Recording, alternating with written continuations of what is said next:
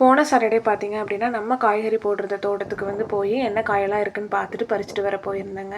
நாங்க பார்த்தீங்க அப்படின்னா வந்து வெளியில காய் வாங்கி ஒரு 4 வருஷம் ஆகுதுங்க. அதாவது பெரிய வெங்காயம், கேரட், பீன்ஸ் இந்த மாரி காயெல்லாம் வந்து வெளிய வாங்கிக்குவோம். ஆனா, இந்த நாட்டுக்காய் எல்லாமே வந்து அந்தந்த தருணத்துக்கு நம்ம தோட்டத்திலேயே வந்து போட்டு எடுத்துக்குவோம்.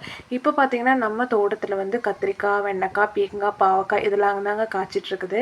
இந்த கத்திரி செடி பார்த்தீங்க அப்படின்னா, 4 வருஷமா வந்து தொடர்ந்து காய்ச்சிட்டே இருக்குங்க. அதுக்கப்புறம் பார்த்தீங்கன்னா, நம்ம தோட்டத்தில என்னன்னே தெரிலங்க. இந்த பச்சை கலர் வெண்டை வந்து வரதே இல்ல. இந்த சிவப்பு நாட்டு வெண்டை தான் வந்து நல்லா காய் பிடிச்சிட்டு இருக்குது. இதுக்கு முன்னாடி ஒரு பீக்கஞ்செடி வந்து ஊனியிருந்தோங்க. ஆனா, அதில வந்து பெருசாவே வந்து காய் வரல. ஏதோ சீக்கு வந்து விழுந்த மாரி இருந்துச்சு. இப்ப தான் அதுக்கப்புறம் ஊன விதையிலேருந்து செடி வந்து இப்ப தான் வந்து ஒரு 4, 5 காய் வந்து பறிச்சுட்ருக்கோம். இனி அடுத்த ஆடி மாசம் வருது இல்லைங்களா? ஆடி பட்டத்துக்கு எல்லாமே வந்து விதை ஊனுவாங்க. அதுக்காக விதைக்கு விட்டு வச்சிருந்த பாவக்காயும் வந்து பறிச்சுட்டு வந்தேங்க. இனி ஆடி மாசத்துல பார்த்தீங்கன்னா, பாவக்காய், பூசணிக்காய் எல்லாமே வந்து விதைக்க ஸ்டார்ட் பண்ணிருவாங்க.